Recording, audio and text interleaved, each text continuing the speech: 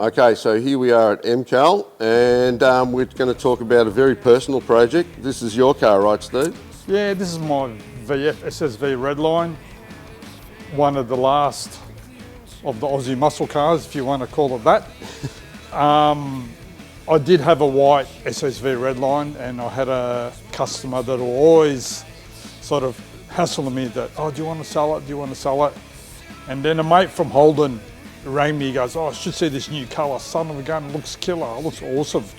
You should get one, you should get one. So I thought, you know what?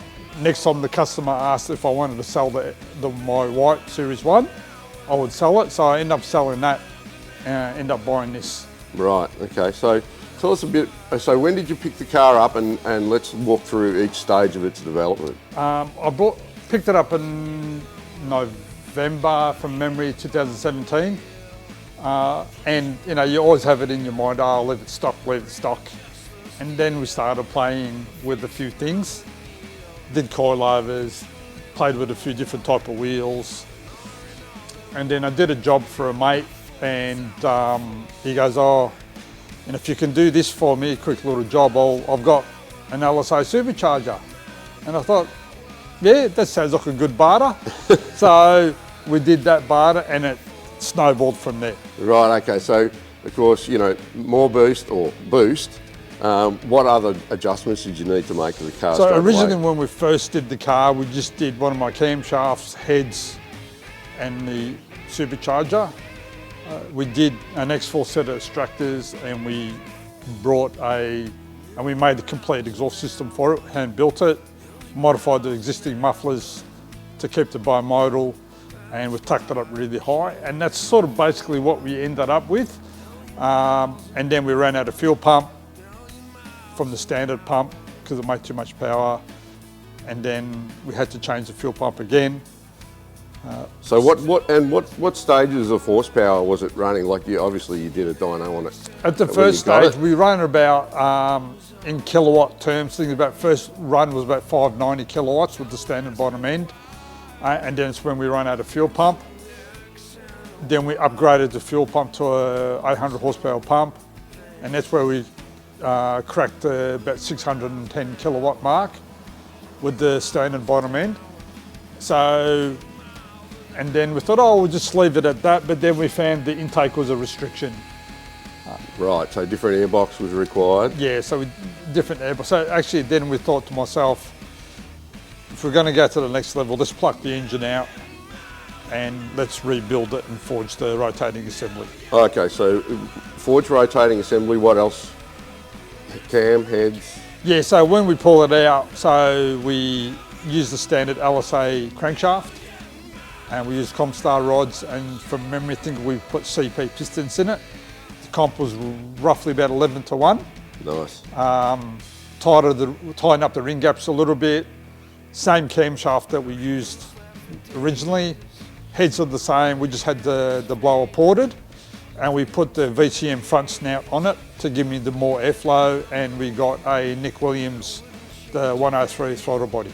Right, okay, so what modifications have you done to the front of the car to make it breathe better? So, because we had a custom-made heat exchanger for it, so originally when the VFs came out, or the Chevys in the US, they had a very similar grille, and I thought, you know, I want to do something different to allow airflow to go through the intercooler or the heat exchanger more efficiently with less restrictions, and I open up the front grille like that to give me maximum airflow. The air intake temps were really good, the water temps were really good. We monitored the water before and after. The heat exchanger were roughly about 10 to 15 degrees differences from in and out. Nice. Yeah, so that worked really well, and it gave me provision for an oil cooler and a big trans cooler as well. Right, okay. Now, when you're going to go faster, you need to stop harder. So what have you done as far as brakes and... Brakes, all we've done, we've just upgraded the discs to a DBA slotted disc, and we've put some DBA, more of the competition pads in it.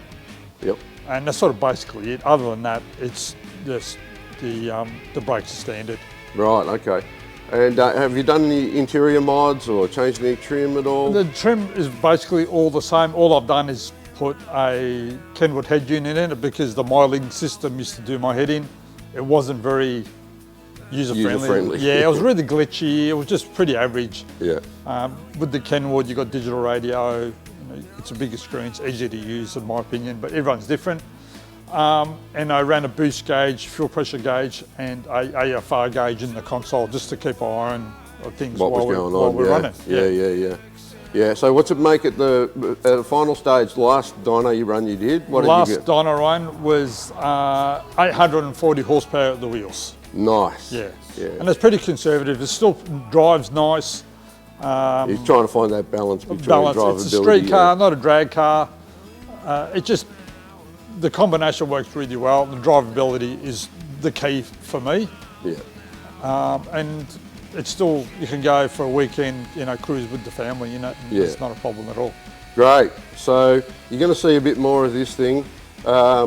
It looks like it may be up on the market. Is that a possibility? Yeah, look, I mean, I think it's done its dash for me at the moment. You've done everything you need to do. Done everything I needed to do. The engine R&D that we did in it has worked out well. We've done a few engines exactly the same, and it's pretty all consistent across the board. Yeah, so she's a happy car. She's a happy car. And it's still low case. 26,000 odd kilometres on it. Mad.